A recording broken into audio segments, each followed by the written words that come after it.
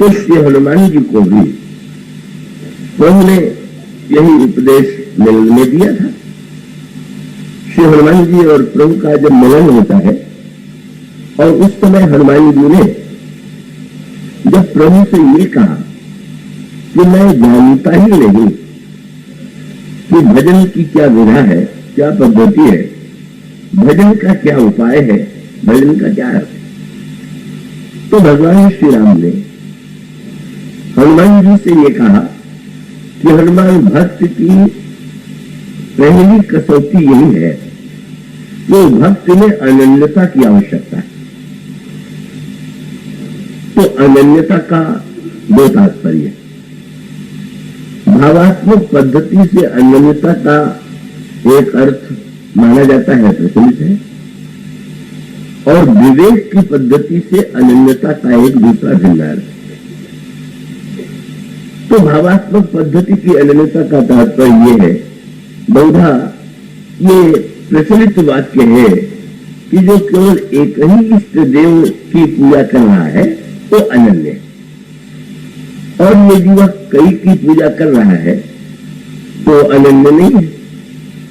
और इस प्रकार की अनन्यता की बात करते हुए अनेक व्यक्ति दिखाई देते हैं जो ये कहते हैं कि मैं तो राम का अनन्य भक्त हूं, या कृष्ण का अनन्य भक्त हूं, मैं शिव का अनन्य भक्त हूं, और मैं किसी अन्य को न तो किसी देवता को प्रणाम करता हूं न उनकी भक्ति करता हूं।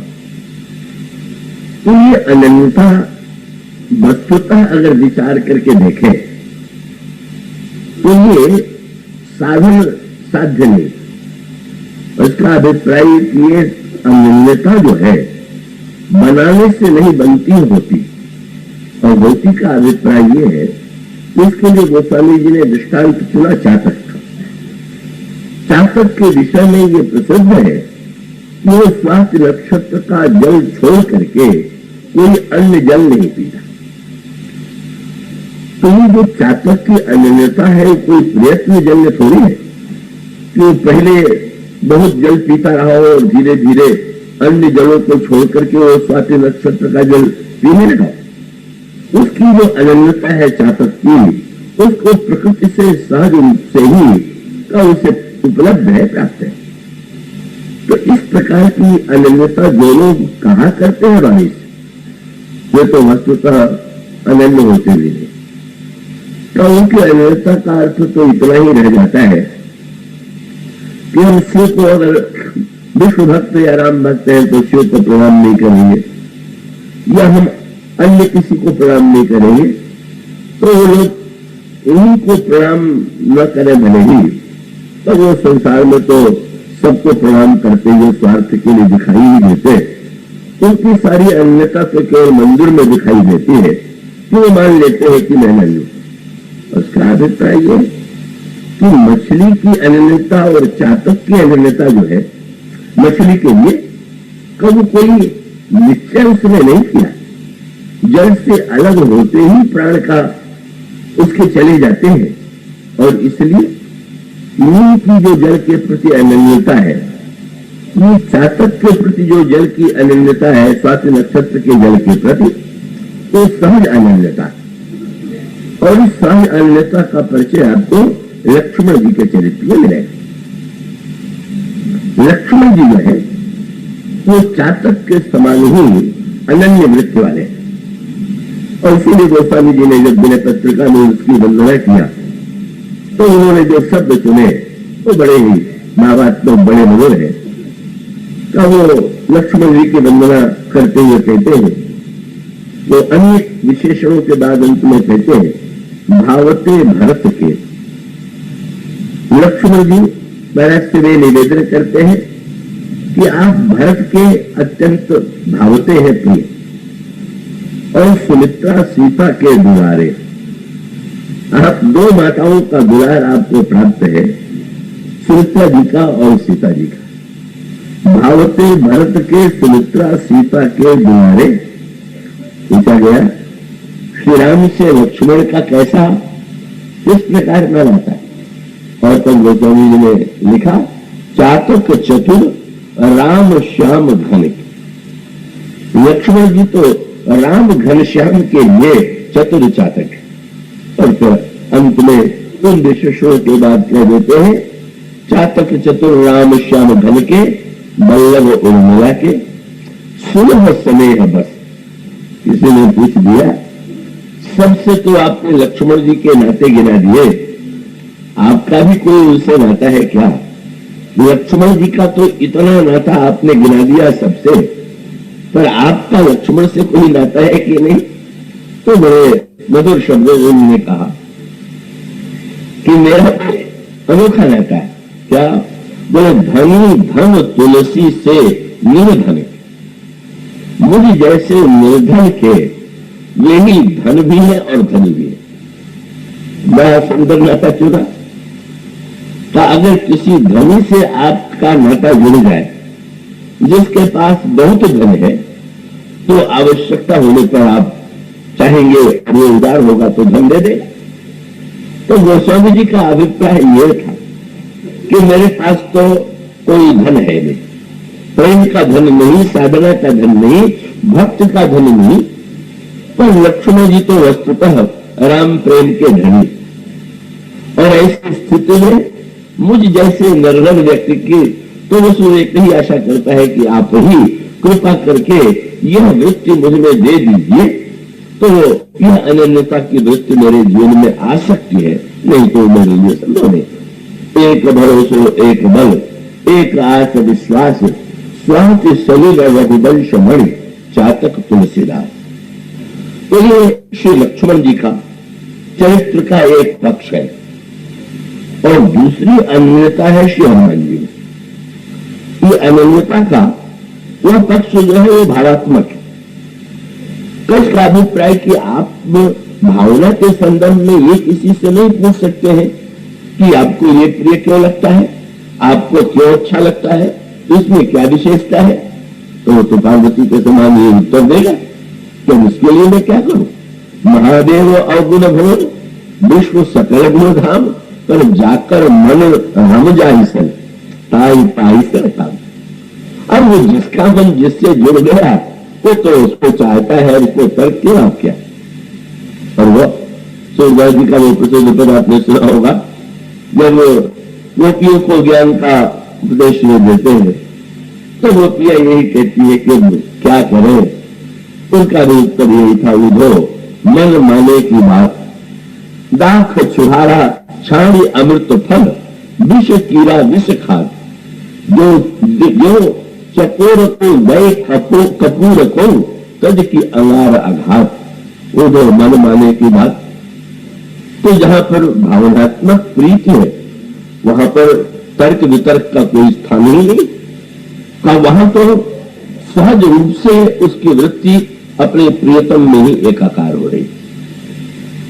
किंतु श्री हनुमान जी को जो दीक्षा दी गई वो तो भावनामयी दीक्षा न होकर के विवेकमयी दीक्षा, और वो भावनामयी दीक्षा उतनी कठिन नहीं है जितनी ये विवेकमयी दीक्षा है।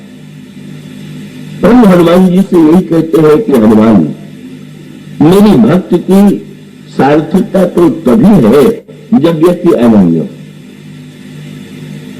पर अनन्यता का अर्थ प्रभु ने बदल दिया। एक अनन्यता तो लक्ष्मण जी के चरित्र में है, वो तो किसी को कभी स्वीकार करते ही नहीं।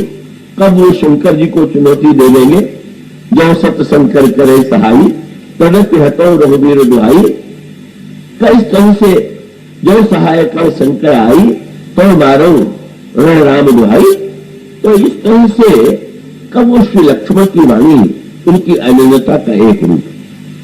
उनको श्री हनुमान जी से प्रभु ये कहते हैं कि हनुमान, मेरी सच्ची अनन्यता तब है कि जब सारे संसार में मेरा ही रूप दिखाई दे, ये सारा विश्व जो है ये मेरा रूप दिखाई दे और सबकी सेवा करना ये अनन्यता, ये आपको इस में मिलेगी।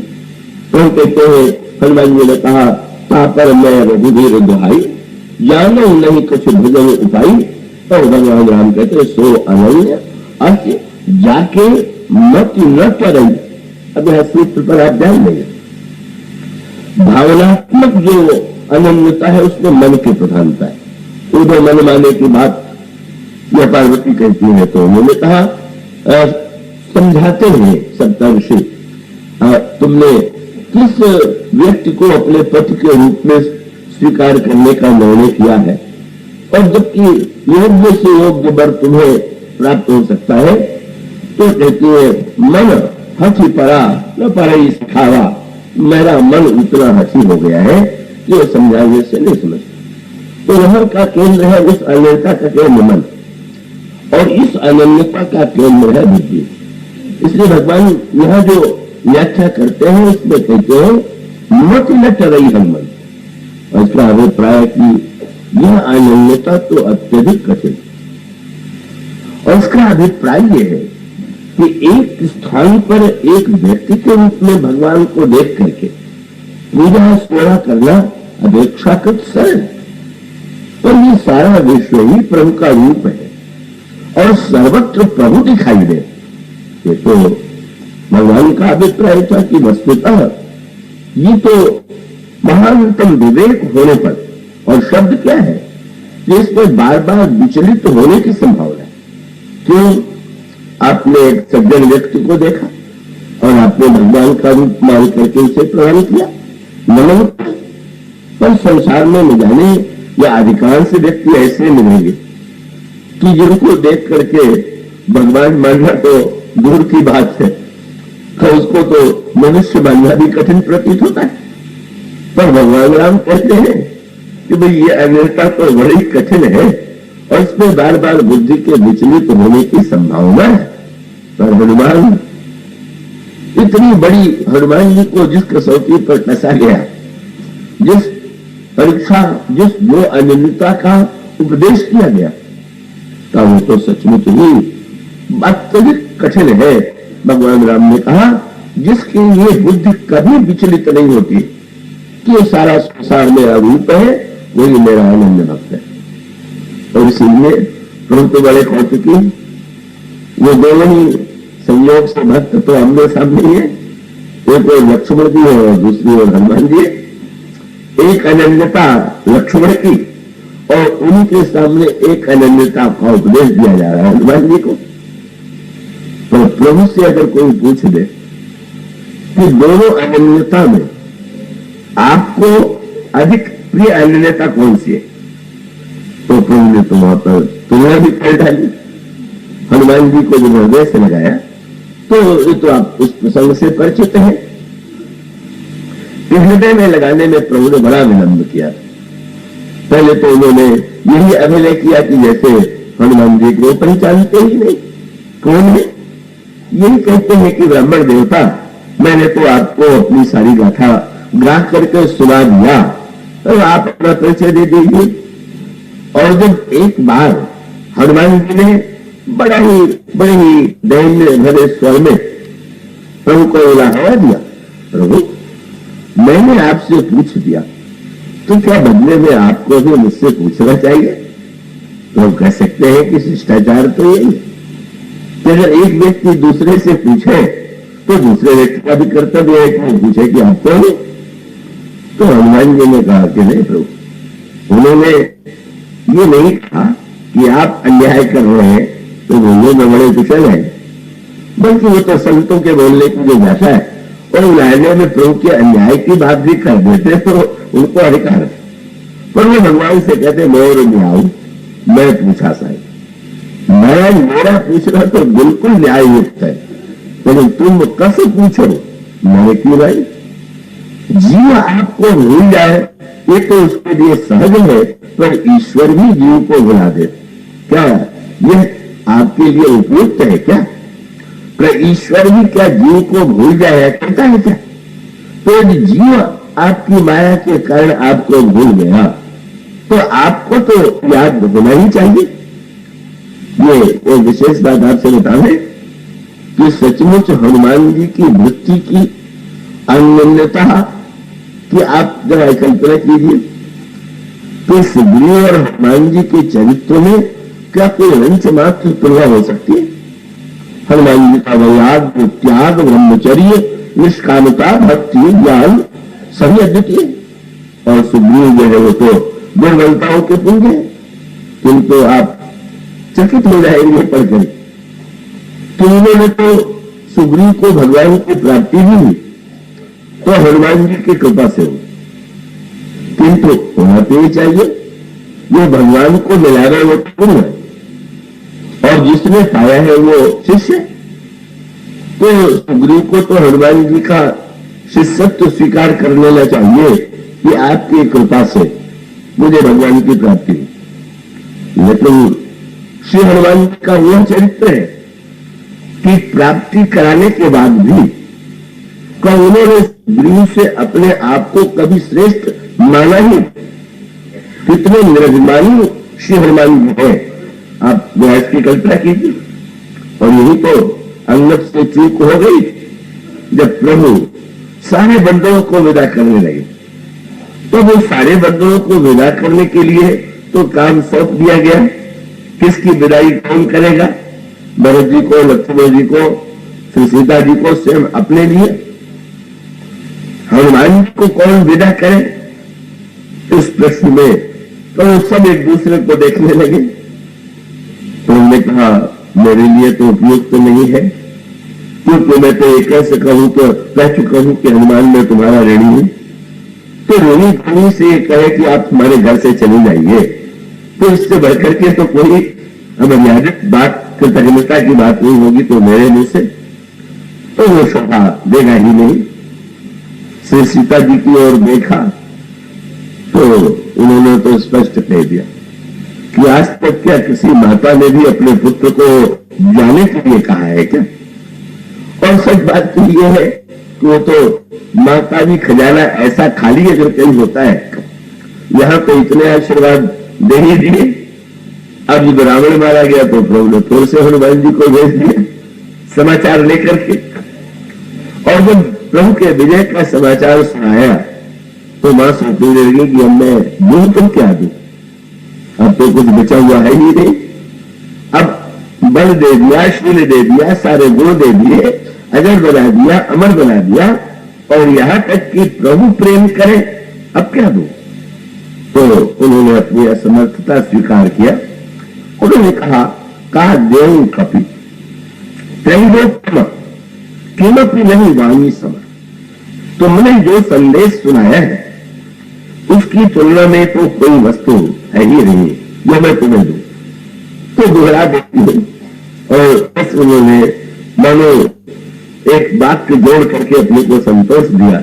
उन्होंने कहा वही जो आशीर्वाद पहले जो की थी फिर से दे दिया। सुनो सुत सदगुण सकल तो हृदय बहु हनुमंत, तो पहले भी दे चुकी। फिर बोले अच्छा सानुकूल कौशल पथ, कौशल पथ सर्वदा अनुकूल रहे, तो भी पहले दे चुके। तो अब नई बात क्या कहे? तो भी एक वाक्य जोड़ दिया। सुन सत्य सुत सदगुण सकल तो हृदय बसौ हनुमंत, सानुकूल कौशल पति रहन समेत अनंत, लक्ष्मण जी भी तुम्हारे अनुकूल रहे। और उसका अभिप्राय की इन्हीं की अनुकूलता सबसे कठिन है। तो अब मैं उनकी अनुकूलता तो कह चुकी हूं, अब मैं इतना और जोड़ देती हूं कि श्री राम भी तुम्हारे निरंतर अनुकूल रहे, तुमसे स्नेह करें, लक्ष्मण जी भी तुम्हारे निरंतर अनुकूल रहे। इसलिए वो तो सारा परिवार ही तो रही है। भरत जी कह चुके हैं लाइन पूर्ण में तो विदा कौन करे? हम तो यही निर्णय हुआ कि इस विषय में कुछ न करना ही श्रेष्ठ होगा। और प्रत्येक को आशा थी कि हनुमान जी आग्रह करेंगे कि मुझे सेवा में रहने दिया जाए। किंतु आश्चर्य, सारे बंदरों को विदा किया जाने लगा तो अंगद ने चरणों को पकड़ लिया कि वहां करके आप मुझे विदा मत कीजिए। तो श्री हनुमान जी वो जितने लोग विदा किया गया उसी के साथ चल पड़े। अंतर क्या था? तो स्वामी जी ने कहा, बड़े चकित हुए कि इनको जाने के लिए किसी ने नहीं कहा और ये जो है बिना कहीं चले जा रहे हैं। पर अंगद और सुग्रीव का अंतर, अंगद और का हनुमान जी का अंतर सामने आ गया। और अंतर क्या? अंगद जब भगवान की सेवा में रहना चाहते हैं तो उसके पीछे प्रभु के प्रति अनुराग तो है ही, भक्ति तो है ही, और सुग्रीव के प्रति उनके मन में एक जो दूरी प्रारंभ से दिखाई देती है वो कभी नहीं मिटी। तो सर्वदा कब भगवान राम के विषय में तो उनके हृदय में पूर्ण विश्वास है, पर उनको ये लगता है कि सुग्रीव के मन में तो ये कभी अच्छा नहीं लगा होगा कि वो उन्होंने राजा उन्हें भले ही बना दिया पर मुझे युवराज बना दिया, इसलिए वो कभी कभी उनका भाव प्रकट हो जाता था। समुद्र के किनारे सुग्रीव ने बंदरों से यही कहा कि आप लोगों को सुग्रीव जी मृत्यु दंड देंगे कि नहीं देंगे मैं नहीं कर सकता, लेकिन मुझे तो अवश्य मृत्यु दंड देंगे। और अंगद ने स्पष्ट कह दिया कि सुग्रीव का वश चलता तो पिता हमारे पिता की मृत्यु के बाद ही मेरा ही वध कर देते। पर भगवान श्री राम ने यदि मुझे बचा लिया तो इसमें सुग्रीव की तो कोई विशेषता है नहीं, वो पंक्ति आपने पढ़ी होगा। पिता बधे पर मारत मोही राखा राम निहोर नोर। तो इसी से लगता है कोई गांठ पड़ी हुई थी सुग्रीव को लेकर के अंगद के हृदय में, और अंगद जब ये कह रहे थे कि मैं आपके ही पास रहना चाहता हूं, तो प्रभु के पास रहने का आकर्षण तो है ही, पर कहीं न कहीं अंतःकरण के कोने में यह बात भी छिपी हुई है कि सुग्रीव के साथ तो मेरे लिए रहना बड़ा कठिन है। कुछ समय वह उसको देख करके मुझे कौन से अपने मार्ग से हटाने की चेष्टा कर सकते हैं और भी किसी प्रकार का व्यवहार कर सकते हैं, इसलिए उन्होंने यही चाहा कि प्रभु सेवा में स्वीकार करें, पास में रहे। प्रभु ने आश्चर्य होता है, वे पास में रहना चाहते थे पर उन्हें दूर भेज दिया, पर दूर नहीं भेज दिया, सचमुच पास में उन्होंने रख दिया। और उसका अभिप्राय क्या? प्रभु ने जानते हैं कि अगर हमारे अंतर मन में इस प्रकार की कोई वृत्ति होती है और ऐसे अवसर पर जो व्यक्ति त्याग करता है वो त्याग कहीं न कहीं से खोखला होता है, और ये जानते थे कि अगर आज आग्रह पूर्वक अंगद रह जा रहे तो अभी तो एक भाव का आवेश, ये आवेश से जो उत्पन्न होने वाली भावनाएं होती है वो बहुधा उतनी टिकाऊ नहीं होती, पर ऐसा भी हो सकता है कि कुछ दिनों के बाद इनको पत्नी और परिवार की याद आवे। यहां अगर रहेंगे तो शायद परिवार की याद आवे, और वहां रहेंगे तो इनको मेरी ही याद आती रहेगी। सचमुच शरीर से कहां बैठे हैं महत्व इसका नहीं, मन से कहां बैठे हैं महत्व इसका। तो भगवान राम समझ गए कि अंगद पास ही तो रहना चाहते, तो शरीर से पास रखें कि मन से पास रखें। तो और वो ग्रंथी जानते थे, और वो उसका रहस्य आगे चल करके हनुमान जी के व्यवहार से खुल गया। और वो रहस्य क्या था? प्रभु ने अंगद को अपने गले की माला जो पहनाई, निज उर माल बसन मन बाल तनय पहिराए, उसके पीछे भगवान राम का वही तात्पर्य कि अंगद तुम्हारे हृदय में कहीं न कहीं सुग्रीव के प्रति भय की वृत्ति छिपी हुई है, पर मैं तुम्हें ये माला पहना दे रहा हूं और तुम निश्चिंत होकर के जाओ, क्योंकि सुग्रीव से बढ़कर के इस माला का महत्व और कोई नहीं जानता। बाली के प्रसंग में मैंने जब बाली का पक्ष लेकर के सुग्रीव का पक्ष लेकर के बाली के वध का निर्णय किया था, तो बाली को सूचना देने के लिए मैंने कंठ सुमन के माला और विश्वास रखो, जब सुग्रीव की दृष्टि ये पड़ जाएगी कि मेरे गले में तुम्हारे गले में तो मेरी माला है, तो तुम्हें कोई छूने का साहस नहीं करेंगे, तुम अवश्य जाओ। और वहां श्री हनुमान जी, बस ये बड़ी कड़ी परीक्षा। कार्यकांत व्यक्ति तो बड़ों में भी कमी निकाल देते हैं, सुग्रीव में तो कमियां ही कमियां थी, लेकिन श्री हनुमान जी के उस चित्र की आप कल्पना कीजिए, जब सब विदा करके लौट आए तब हनुमान जी सुग्रीव के चरणों में गिर पड़े और सुग्रीव के चरणों में गिर ही नहीं पड़े। गोस्वामी जी कहते हैं बहुत देर तक स्तुति करते रहे। इतना महान ब्रह्मचारी वैराग्यवान त्यागी, ईश्वर से मिलाने वाला, राज्य दिलाने वाला, क्या नहीं हनुमान जी की कृपा से सुग्रीव को मिला। तुम पुकार सुग्रीव ही कीना, राम मिलाए राजपद दीना। ये लेकिन वो जब सुग्रीव के चरणों में गिर करके स्तुति कर सकते हैं तो सो अनन्या सी जाके मत न टरई हनुमंत, मैं सेवक सचराचर रूप स्वामी भगवान। अंगद सुग्रीव के चरणों में गिरने में हेठी मानते हैं और हनुमान जी सुग्रीव के चरणों में साष्टांग प्रणाम ही नहीं करते हैं, विनती ही करते हैं और विनम्र शब्दों में प्रार्थना करके संतुष्ट करते हैं। और तब सुग्रीव ने पूछा, आप इतना जो इस रूप में दंडवत कर रहे हैं, क्या आपका उद्देश्य है? तो किन शब्दों में हनुमान जी निवेदन करते हैं? हनुमान जी ने कहा, दिन 10 कर रघुपति पद सेवा और पूरी तब चरण देखियो देवा। 10 दिनों के लिए आप आज्ञा दे दीजिए प्रभु की सेवा के लिए, बाद में मैं आपके चरणों में आकर के दर्शन करूं। तो जब हनुमान जी ये कह सकते हैं कि मैं 10 दिन बाद लौट करके आपके चरणों को देखूंगा, तो उसका सूत्र भावनात्मक दृष्टि से और तात्विक दृष्टि से, तात्विक दृष्टि से इसका अभिप्राय यह है कि वो प्रभु की सेवा करते हुए तो प्रभु की सेवा करते ही है, पर सुग्रीव की सेवा भी उन्हें ऐसी ही प्रतीत होती है कि जब वो कह सके कि हम 10 दिनों के बाद आएंगे, आपके चरणों का दर्शन करेंगे। वो सुग्रीव में इतना विवेक तो था ही तो वो ये नहीं कह सके कि हाँ इतने दिनों में लौट आइए। उन्होंने यही कहा कि अब ये तो अच्छा ही हुआ। और वो हनुमान जी के दिन कितने लंबे चौड़े हो जाएंगे, वो 10 दिन कब पूरे होंगे, वो तो दिव्य प्रेम का जो दिन होता है वो दिन नहीं प्रकार का होता है। और वो शंकरावतार के रूप में भी उनके दिन की लंबाई चौड़ाई तो उसको इतना कठिन है। तो आपने तो सुना ही होगा कि जब चारों युग 1000 बीत जाता है तो ब्रह्मा का एक दिन होता है, ऐसा उनके यहाँ दिन है।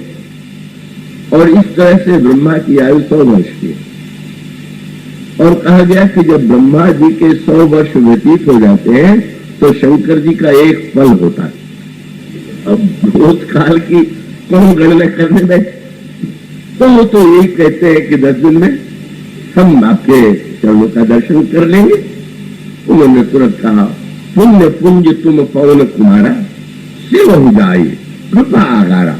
बस होता, समस्त पुण्यों के पुंज तो तुम ही हो, तुम ही उनकी सेवा के अधिकारी हो। मैं तुम्हें नहीं रोकना चाहता, लौटने के लिए भी नहीं कहता, तुम जाकर के सेवा करो। जब हनुमान जी लौटने लगे तो अंगद जी को अपनी भूल का तुरंत भान हो गया। अरे मुझ में मेरा अभिमान, मेरे मन में अब भी अगर सुग्रीव के प्रति दुर्भाव नहीं मिट पाया तो सचमुच अगर मैं सुग्रीव अगर चाहता था रुकना तो मुझे सुग्रीव से आज्ञा लेनी चाहिए। वे राजा थे, मैं युवराज था कि मैं सेवा में रहना चाहता हूं, पर मैं जो नहीं कर पाया कौवा जो है इन्होंने करके दिखा दिया। और तब उन्होंने बड़े स्नेह से हनुमान जी का हाथ पकड़ करके यही कहा कि महाराज आप जाइए और कहें दंडवत प्रभु सन, प्रभु से मेरा दंडवत कहिए। अभी तो दंडवत करके ही आई मैं और बड़ी लंबी दंडवत की थी। पर उन्होंने हनुमान जी से कहा कि मुझे दंडवत करना आया नहीं। तो दंडवत शब्द तो आपके जीवन में ही चरितार्थ होता है। उसका अभिप्राय यही है कि डंडे की प्रकृति क्या है, वो तो स्वयं में उठता है न गिरता है। उससे जो काम लीजिए, जैसा उपयोग कीजिए, जैसा चाहिए, डंडा तो वही करेगा। तो दंडवत माने समग्र समर्पण। तो तो ये समग्र समर्पण तो बड़ा कठिन है, और उनको ये लगा कि सच्चे अर्थों में मैं अपनी ओर से जैसा दंडवत नहीं कर पाया, आप कृपा करके प्रभु को जाकर के मेरी ओर से दंडवत कीजिएगा, तो मैं कहूं कर जोड़ी। और अगला वाक्य और बोलो, बोले बार बार रघुनायक सुरत कराए हूं मोर। आप बार बार जब भी समय मिले तो कभी कभी मेरी याद दिला दीजिएगा। शायद प्रभु आपके याद दिला देने पर फिर से कहे कि अच्छा थोड़े दिनों के लिए अंगद को बुला लो। अंगद जानते थे कि हनुमान जी सुधि दिलाने की कला के तो आचार्य। तो वो सुधि जो है, ये शब्द रामायण की एक भाषा है, वैसे तो सुधि दिलाने का अर्थ याद दिलाना है। और वो सुधि शब्द जिसे कहते हैं, हनुमान जी ने मां से एक अनोखी बात कह दी। क्या? मां ने पूछ दिया, हमारे प्रियतम तो सर्वशक्तिमान है और इतना विलंब क्यों कर रहे हैं? तो हनुमान जी का एक वाक्य आपने पढ़ा होगा, उन्होंने कहा जो रघुवीर हो तो सुधि पाई, तो करते नहीं विलंब रघुराई। मां, अगर प्रभु को आपकी सुधि मिल गई होती तो विलंब न करते। ये सत्य है क्या? तो गीधराज से भी मिल चुका है समाचार, रावण हरण करके ले गया। सर्वज्ञ के रूप में तो भले ही वो जानते ही, किंतु कम से कम गीधराज ने तो बता ही दिया था कि रावण हरण करके ले गया।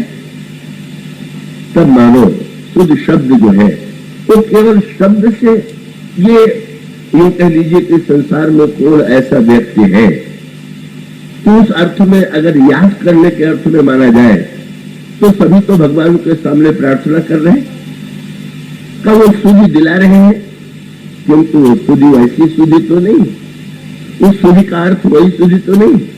वो समझे नहीं लिखा कि वो सुधि दिलाने में भी अंतर होता है। लंका के युद्ध में जब रावण के मरने में विलंब होने लगा तो देवता आकाश से प्रार्थना करने लगे, प्रभु अब विलंब मत कीजिए। और साथ साथ वही कहने लगे, हम लोगों को अपनी उतनी चिंता नहीं है, कब महाराज अब जन राम खिलावो ओही, अतिशय दुखी तो हो तो मैं दे।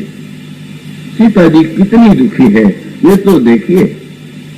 और गोस्वामी जी ने लिखा, जब देवताओं ने कहा तो प्रभु पर क्या प्रभाव पड़ा? वो देव वचन सुनी प्रभु मुस्कुराना, हंसने लगे। तो देवता याद दिलाते हैं दुख की तो हंसी आ जाती, किसी के दुख का समाचार सुन करके आप हंसने लगे, और फिर भगवान राम सीता जी के दुख की बात सुन करके मुस्कुराए, कितना बड़ा आश्चर्य। तो उसका अर्थ ही है कि वो देवताओं के खोखले शब्दों को समझ रहे थे कि वैदेही नाम तो इनके लिए केवल एक आश्रय है जिसके माध्यम से ये मुझे प्रेरित करना चाहते हैं। अगर ये वैदेही के दुख के इतने ही का मिटाने के लिए व्यग्र होते तो रावण हरण करके ले जा रहा था, तो भी कम से कम बूढ़े गीधराज ने बचाने की चेष्टा किया, तो इन्होंने तो कोई चेष्टा ही नहीं किया। उस समय तो शायद ये चाहते ही थे कि हरण हो जाए।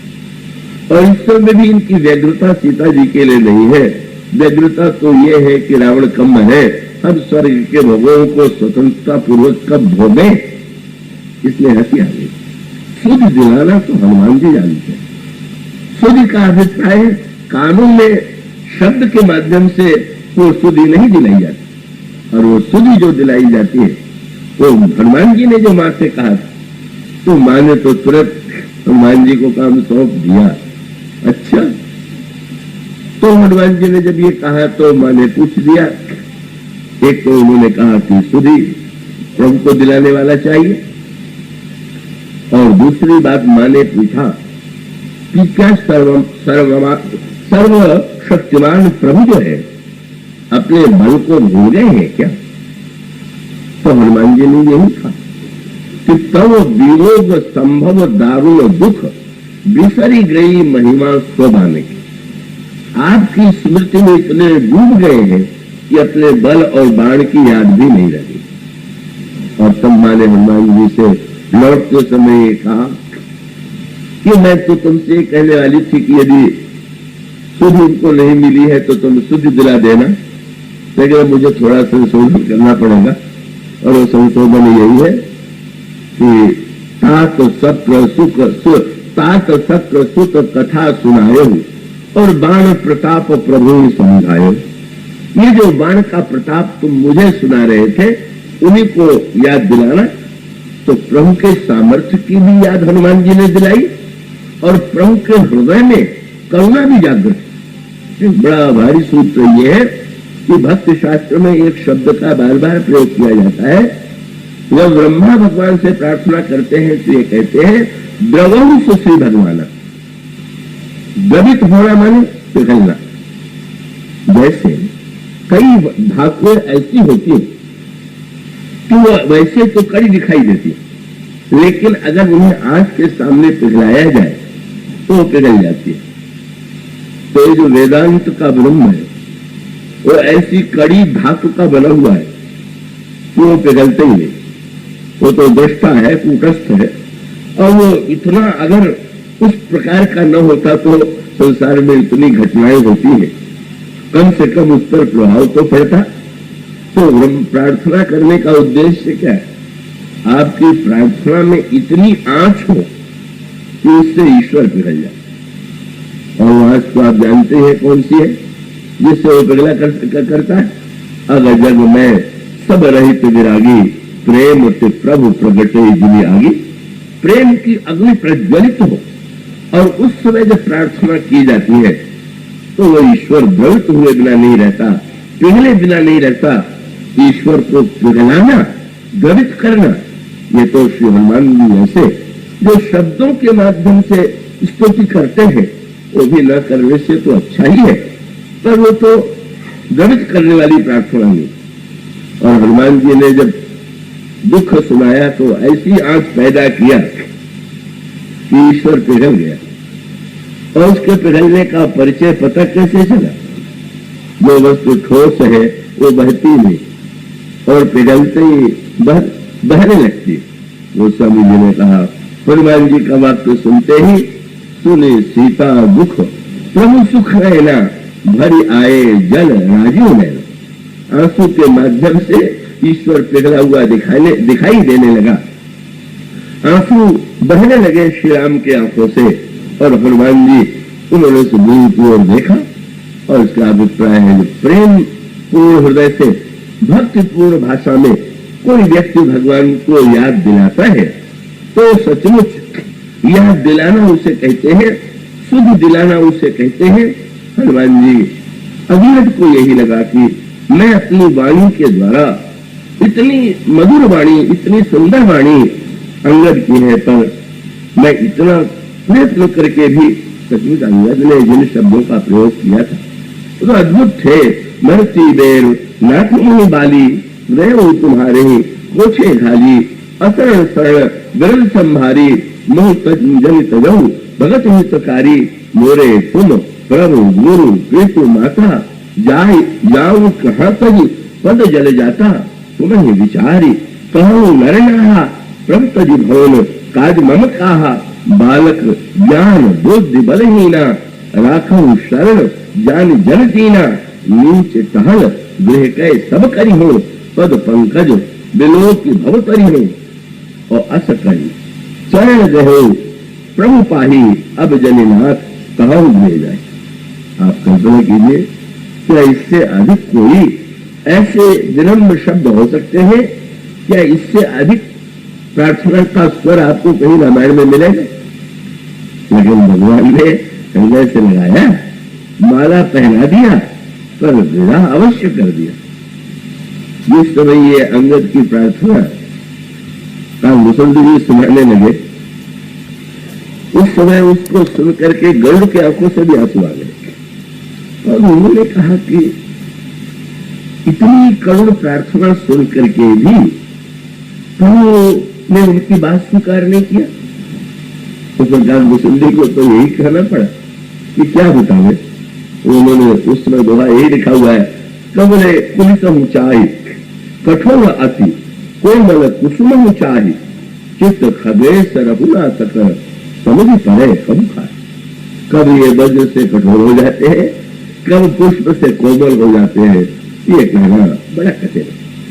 तो वस्तुतः का अभिप्राय यह है कि सचमुच कभी कभी शब्द में कब वो इतने विलक्षण शब्दों के होते हुए भी उसमें इतनी आंच नहीं थी कि वो प्रभु को पूरी तरह पिघला सके। और हनुमान जी में वो सामर्थ्य है, वो प्रेम है, और इसीलिए उन्होंने हनुमान जी को से कहा कि जब आप सुधि दिलाएंगे तो उनकी सुधि, मेरी सुधि अवश्य आ जाएगी। और सचमुच वो स्वामी जी ने अनोखी बात देखी। हनुमान जी जब लौटे तो हनुमान जी ने आते क्या था, संवाद ये नहीं हुआ कि तुम कैसे गए और कैसे लौट आए। तो दोनों ने एक दूसरे को देखा, कहने सुनने की कोई बात नहीं। पर अंगद कितने व्याकुल थे, जाते समय कितनी व्याकुलता से वहां रुकना चाहते थे। जब हनुमान जी ने ये सुनाया तो गोस्वामी जी क्या लिखते, तासु प्रीति प्रंसन कही तो मगन भय भगवंत, भगवान डूब गए। मानो जल भी तो कहीं डूबने योग्य होता है और कहीं डूबने योग्य नहीं होता। और कई लोग ऐसे होते भी है कि जो जल डूबने वाला होते भी डूबना पसंद नहीं करते। किंतु सचमुच मगन भय भगवंत का अभिप्राय यह है, सचमुच हनुमान जी की वाणी में वो रस है, वो प्रेम है कि प्रभु इसमें सराबोर हो जाते हैं, प्रभु इसमें डूब जाते हैं।